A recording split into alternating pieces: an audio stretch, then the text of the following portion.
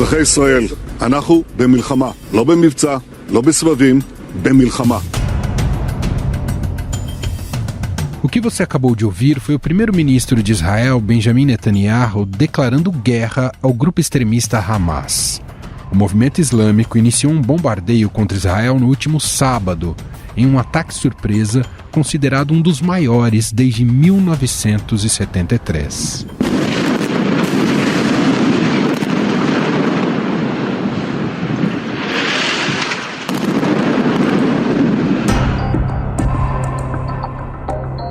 O grupo Hamas afirmou se tratar do início de uma grande operação para a retomada da faixa de Gaza.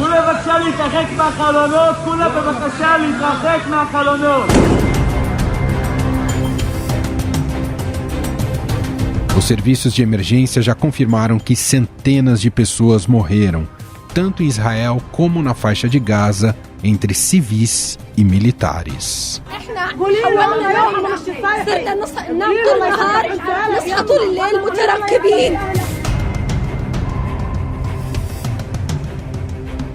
Segundo Itamaraty, um brasileiro ficou ferido por estilhaços de uma granada em Tel Aviv. A brasileira Gabriela Barbosa, de 33 anos, estava em uma rave em Israel e relatou ao Estadão como foi a fuga dela e de seus amigos. As pessoas começaram a gritar, a se desesperar, porque veio um e depois vieram vários, eles explodem no ar por causa do sistema de antibombas, de antimísseis. Enfim, as pessoas começaram a se desesperar, querer sair da festa correndo. Eles desligaram a música e anunciaram no microfone pra gente deitar no chão e cobrir a cabeça. Cerca de 10 minutos, 15 minutos depois, eles pediram pra gente evacuar o local o mais rápido possível, tirar o nosso acampamento e ir embora dali. A gente passou por um carro que tinha sido alvejado de tiro. Tinha uma pessoa dentro, desacordada. A gente não sabe se ela estava morta, se ela não estava. A gente não parou. E os nossos amigos que estavam vindo em direção a Tel Aviv, 2 deles encontraram uma mulher baleada na estrada. Eles pararam para ajudar ela. Quando eles terminaram de ajudar ela, de tratar ela, os policiais vieram e falaram para eles deixar, abandonar o carro e seguir a pé, que o Hamas estava vindo armado. Como resposta, Israel lançou a Operação Espadas de Ferro e convocou uma grande quantidade de reservistas. Os ataques do Hamas contra Israel ocorreram um dia após os 50 anos da guerra de 1973, que quase levou o país à derrota. A Guerra do Yom Kippur, como foi chamada, começou como um ataque dos vizinhos árabes, liderados por Egito e Síria, contra Israel. This people, small as it is, Golda Meir disse: esse povo cercado por inimigos decidiu viver. Se nós tivermos que pagar o preço para viver, nós pagaremos.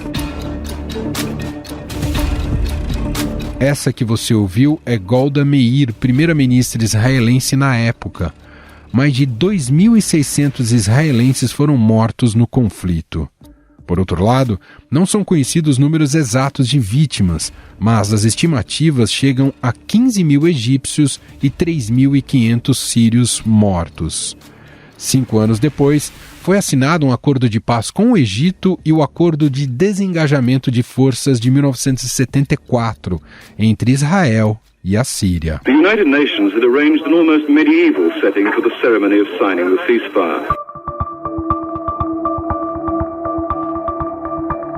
O conflito entre Israel e Palestina já dura décadas e começa na sua fase moderna em 1947, quando as Nações Unidas propuseram a criação de 2 estados, um judeu e um árabe, na Palestina, sob mandato britânico.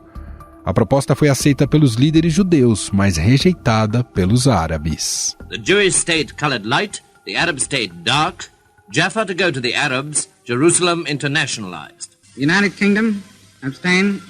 The United States, yes. The resolution of the Dutch Committee for Palestine. Sem capacidade de resolver a situação, os britânicos deixam a Palestina e o Estado de Israel é proclamado pelos líderes judeus no ano seguinte, causando revolta entre os palestinos, o que resultou na Guerra Árabe-Israelense de 1948. Em meio aos impasses sobre os territórios, em 1967 veio a Guerra dos 6 Dias, que mudou o cenário na região. Israel tomou à força Cisjordânia e Jerusalém Oriental, então sob controle da Jordânia, assim como a faixa de Gaza. Defense Minister and architect of the swiftest, most overwhelming victory of all time.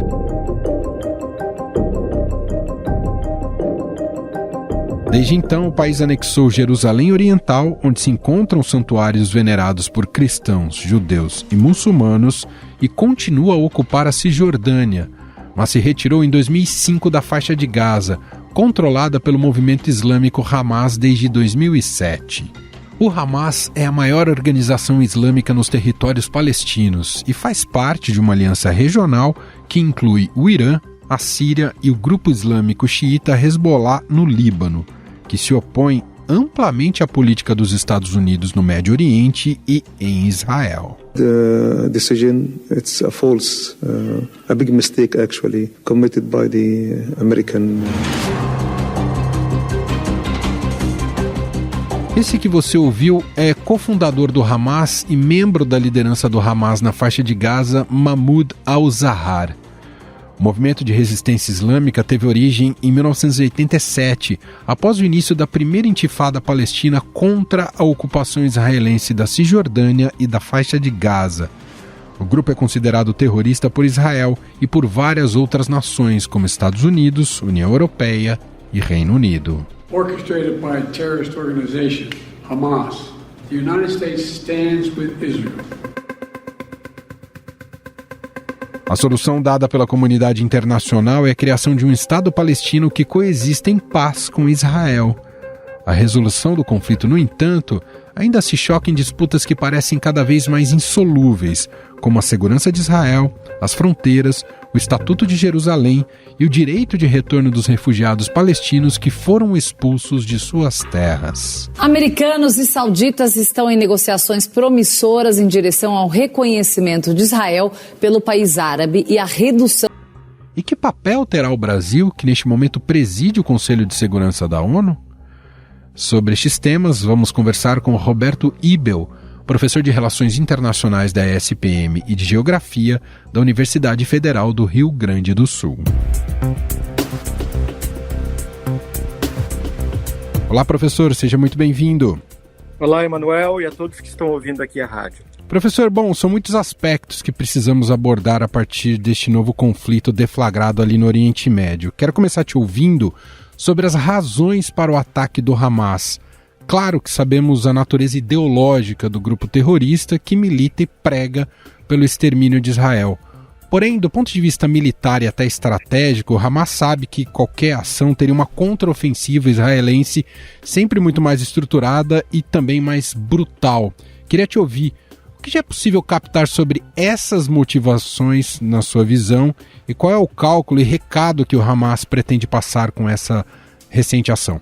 Bom, eu acredito que o que nós observamos ontem foi, de fato, uma resposta do Hamas às pressões que o território palestino da faixa de Gaza vinha recebendo, né, nos últimos meses, inclusive com a violação de templos sagrados do islamismo na faixa de Gaza, com a violação do próprio território da faixa de Gaza ocupado pelos palestinos, né? Então, muitos analistas têm colocado isso, e eu concordo em certa medida, que de fato foi um ponto de esgotamento do Hamas e apoiado pela população palestina, tanto da faixa de Gaza como da Cisjordânia, nesse estopim que nós vimos ontem, né? Com as tristes imagens de soldados e civis israelenses e palestinos sendo agredidos, violentados, inclusive assassinados, né? Já temos aí a casa mais de 1.000 feridos e praticamente mais de 500 mortos dos dois lados, né?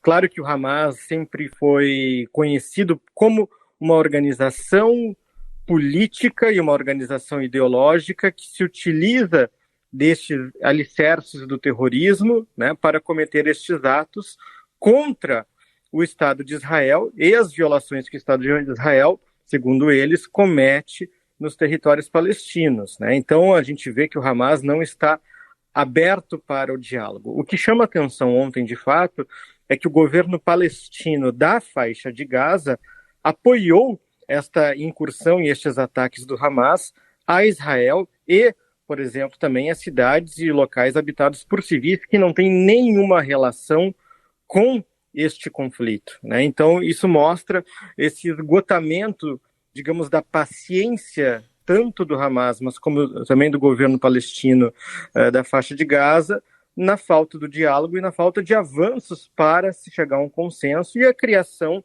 do Estado da Palestina e seu reconhecimento pelo Estado de Israel, né, que não é algo de hoje. Então, eu gostaria de colocar também, o que nós vimos ontem não iniciou ontem, tem os seus primórdios praticamente 50, 60, 70 anos atrás, e foi mais um dos seus tristes estopins, que aí leva a vida de muitos civis inocentes que não têm nenhuma relação com o conflito entre os dois povos e os dois estados. Uhum.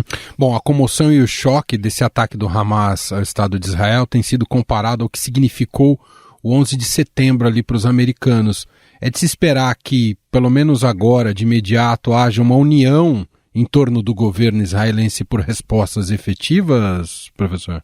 Eu não diria com relação ao governo israelense, porque o Benjamin Netanyahu, né, já vinha num processo de perda de popularidade, né? O Netanyahu é um líder de extrema-direita, cada vez mais que flerta com o autoritarismo, vinha tentando suprimir os poderes da Suprema Corte israelense, então ele vinha enfrentando uma oposição doméstica muito grande, né?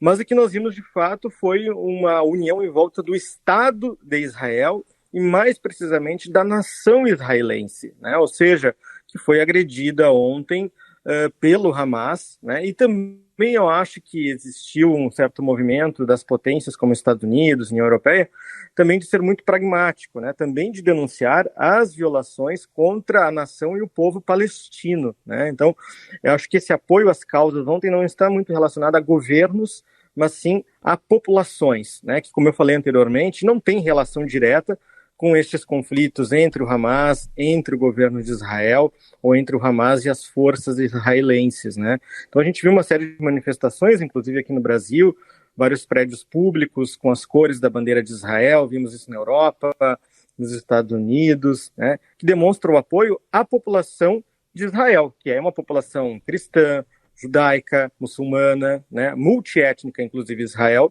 é um estado que congrega essas três religiões. Jerusalém, né, a capital histórica, é uma cidade importante para as três grandes religiões monoteístas, que são o judaísmo, o islamismo e o cristianismo. A eficiência da segurança de Israel foi colocada em xeque com essa ofensiva do Hamas, professor, e é um aspecto que pode colocar em xeque futuramente a liderança do Benjamin Netanyahu, que apostava muito nesse aspecto na sua liderança ali? Veja bem, do ponto de vista, né, dos estudos estratégicos, sim, o que hoje é colocado em xeque é a questão da inteligência de Israel, que não observou, não previu esta incursão terrorista do Hamas, não previu esses ataques, o lançamento de foguetes, a quebra das barreiras, o cruzamento daquela fronteira criada pelo Estado de Israel, né, para controlar o trânsito de pessoas, de cidadãos. E isso foi colocado em xeque, até porque a inteligência israelense sempre foi conhecida como uma das mais eficientes do sistema internacional.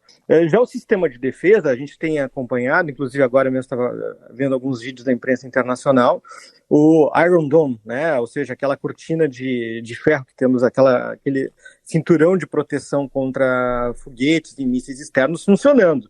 Então, o sistema de defesa antiaéreo de Israel hoje está funcionando. A grande questão é ontem, porque a inteligência não havia identificado esses ataques, né?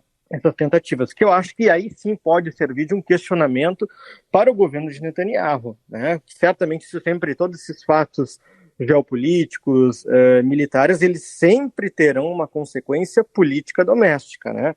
Claro que nesse primeiro momento, um momento de, como a gente falou anteriormente, de união, de criar uma resistência aos ataques, né, do Hamas, mas num segundo momento haverá sim, certamente, uma pressão política da população israelense contra Netanyahu por causa disso. Até acho que vale colocar que a população israelense, independentemente da sua religião ou do seu credo político, sempre ela é muito engajada politicamente, né? Com sim, várias questões, manifestações, enfim. Israel sempre foi muito conhecido por causa disso.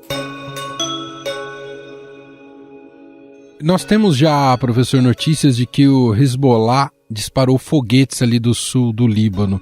O que pode significar a entrada do grupo nesse conflito? Olha, eu acho que isso é muito mais simbólico no sentido de um apoio do Hezbollah ao Hamas, né, do que, de fato, colocar o Líbano contra Israel nesse momento. Eu acho que é importante a gente ver também o movimento dos outros países muçulmanos e árabes da região que pediram muita cautela. A Arábia Saudita, o Egito, a Jordânia, né, que não querem, neste momento, o escalonamento desse conflito para uma guerra na região, porque uma guerra hoje no Oriente Médio significaria a presença de potências externas, além dos Estados Unidos e da União Europeia, né, como Rússia, China, a própria Turquia e o Irã, numa região já muito instável, né, e os países deixam muito claro, já lá na Conferência de Bagdá de 2 anos atrás, que querem pacificar a região, né. Então, eu acho que esse episódio do Hezbollah, acho que é muito pontual do Hezbollah não ter uma relação direta com o governo libanês. O senhor pode nos dizer sobre essa aproximação do Hamas com o Irã? Ainda há de se confirmar o quanto o Irã participou desse ataque planejado do sábado, professor? Com certeza precisaria se confirmar, né? Acho que qualquer analista internacional colocaria isso, mas são conhecidos os laços históricos entre Hamas, Hezbollah, o regime ayatolá do Irã, né? A inimizade histórica do Irã com Israel. Talvez são casos que a gente sempre traz nas aulas de relações internacionais, né, de geografia, que são os casos até hoje de países que são considerados inimigos, né, não são nem adversários, né? Seria muito precoce afirmar que o Irã tem um envolvimento direto nesse atentado, nesses ataques, né? Eu acho que esses ataques eles são muito pensados e originados no próprio Hamas e na sua luta armada, na sua luta que aplica o terror, né? O que eu destaco de novo é que foi o apoio do governo palestino da faixa de Gaza a essa incursão. Já o governo da parte da Cisjordânia pediu um pouco mais de cautela, né? O presidente Mahmoud Abbas, a população evidentemente foi às ruas, porque há a causa palestina em jogo, mas ele foi muito mais comedido nesse sentido. O Hamas é que de fato dominou essa incursão de ontem. Por hora, professor, com esse ataque, se afasta um pouco das possibilidades de aproximação entre Arábia Saudita e Israel, que o governo americano vinha tentando? Certamente, né? Seria o grande trunfo da política externa do governo Biden, a consolidação dessa aproximação entre os sauditas e israelenses. Eu não acredito que esteja tudo perdido, né? Até porque também a Arábia Saudita é um adversário do Irã, né? Mas acredito que qualquer passo para um diálogo entre Israel e Arábia Saudita, ou até mesmo entre israelenses e palestinos, né, numa seara política, vai demorar, porque o episódio de ontem foi um ponto de inflexão. E ainda um detalhe, né, Manuel? Foi nos 50 anos do Yom Kippur, né? Ou seja, foi um dia histórico também, um marco para Israel lá no passado, né, que gerou toda uma mudança na geopolítica mundial dos anos 70. Então, acho que isso a gente vai olhar para um segundo plano, para um terceiro plano, né? Mas, de fato, também o governo dos Estados Unidos olha isso com muito pragmatismo, né? Ele apoia o Estado de Israel, enfim, mas também não quer colocar tudo em risco, perder tudo que ele tinha conseguido até agora em aproximar os dois países, que são seus principais aliados na região, né? Em que medida, professor, o conflito também é um teste para a diplomacia brasileira que, nesse momento, preside o Conselho de Segurança da ONU? Vale a gente lembrar, né, que o presidente Lula, em seu pronunciamento em redes sociais neste sábado, condenou os ataques, mas também defendeu a pauta da criação do Estado palestino como solução. Como é que o senhor observa o Brasil como ator neste momento? Foi o que eu escrevi, inclusive, no Estadão neste domingo, né, neste sábado, que é o primeiro teste de fogo para a diplomacia brasileira na presidência temporária do Conselho de Segurança da ONU, né? Que o Brasil agora ele é chamado a tomar uma frente, né? Não apenas no campo do discurso, do diálogo, mas de se colocar como um ator que quer mediar o conflito e possibilitar, inclusive, a efetivação do Estado da Palestina com o aceite do Estado de Israel, que é uma criação, né, o Estado de Israel, a possibilidade de criação do Estado de Israel foi trazida por um brasileiro, por um gaúcho, né, que foi o Oswaldo Aranha, quando se cria a Organização das Nações Unidas. Então, acho que é um teste de fogo, porque o Brasil, até então, ele vinha se afastado de agendas como a guerra na Ucrânia, que é muito controversa para diplomacia brasileira, tinha trazido o Haiti como prioridade, estabilização do Haiti, a questão das migrações, né? Mas Israel e Palestina é um tema muito delicado e muito sério para a política externa brasileira, até porque a gente tem uma população enorme de imigrantes e descendentes de palestinos e israelenses aqui no Brasil, né? Então será um teste de fogo. E se o Brasil conseguir de fato chegar a um consenso no Conselho de Segurança, né, e conseguir trazer isso à tona para um debate mais amplo nas Nações Unidas, credenciará o Brasil aí sim para participar da mediação de outros conflitos, como na Ucrânia, como em Karabá, lá entre Azerbaijão e Armênia, né, e outros conflitos que vão existir no sistema internacional aí pela frente. Para a gente fechar, professor, a tendência é que o conflito se estenda e, por enquanto, é imprevisível dizer até onde ele pode chegar e quantas baixas ele pode causar? Eu acho que primeiro a gente tem que entender que é uma região de conflito constante, no mínimo há 70 anos, né, ou mais, se a gente olhar uma perspectiva mais ampliada da história. O que eu acredito, sim, é que talvez esse tensionamento ele teve seu ápice ontem, né, com os ataques do Hamas a Israel. Israel hoje já está respondendo com ataques, inclusive, à faixa de Gaza, né, mas a gente entra num contínuo. Daqui a pouco isso entra numa situação de estabilidade, de casos pontuais, né, e aí é aquele cenário que a gente sempre vê repetindo. Eu não vejo, nesse momento, por exemplo, como alguns analistas colocam, por exemplo, Israel tomando todo o controle da faixa de Gaza, porque isso significaria aí sim criar um contexto de guerra na região, né, que eu acho que nem Netanyahu deseja isso nesse momento, porque aí você traz outros atores, como a gente falou, o próprio Hezbollah, o Irã, a Arábia Saudita, a Turquia, enfim, né. Então acho que nós chegamos ao ápice agora, a tendência de uma estabilidade, uma resposta de Israel, e aí no futuro próximo, nas próximas semanas, enfim, uma queda nessas tensões, né, e aí voltamos a, entre aspas, né, uma normalidade, mas que não é uma situação normal, que a gente vê uma situação de palestinos limitados em sua vida pela ocupação israelense, e israelenses também cada vez mais com preocupações com relação ao avanço do Hamas, né? Ou seja, uma situação de tensão constante, infelizmente. Esse ponto é bem interessante que o senhor coloca, o que pode ser definidor sobre os rumos dessa nova crise está nessa decisão de Israel de entrar por terra ou não na faixa de Gaza, é isso, professor? Certamente, né? Se de fato ele vai ocupar a faixa de Gaza, porque até então ele controla o entorno, né?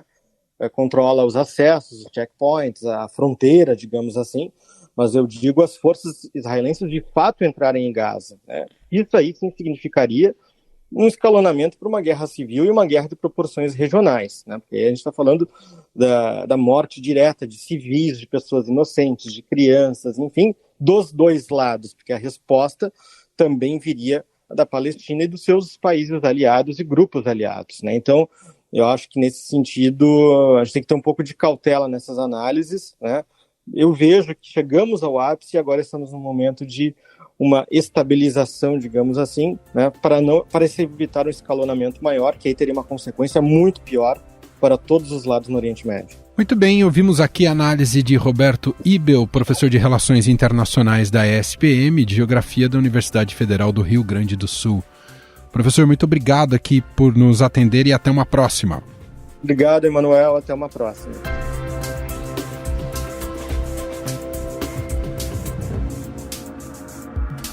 Estadão Notícias. E este foi o Estadão Notícias de hoje, segunda-feira, 9 de outubro de 2023. A apresentação foi minha, Emanuel Bonfim. Na produção, edição e roteiro, Gustavo Lopes, Jefferson Perleberg e Laís Gotardo. A montagem é de Moacir Biasi. Escreva pra gente no nosso e-mail, podcast@estadão.com. Um abraço pra você.